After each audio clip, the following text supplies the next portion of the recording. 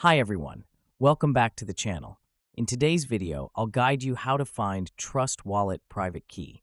This is an important process, so make sure you follow along carefully. So let's get started. First, launch your Trust Wallet mobile app on your phone. Enter your passcode or use your Face ID to log in securely. Once you've logged in, look for the gear icon at the top left corner of the screen. Tap on it, and this will take you to the settings page where you'll find several options. Next, tap on the Wallets option. Here, you'll see your main wallet listed.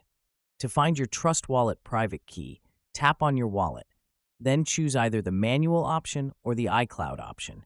Follow the instructions to reveal your private key. Once you've found your private key, keep it safe. Do not share it with anyone, as it is the key to accessing your Trust Wallet. Losing it can result in losing access to your funds. And that's how you find Trust Wallet private key. If this video helped you, don't forget to hit the like button and subscribe to the channel for more helpful tutorials. Thank you so much for watching,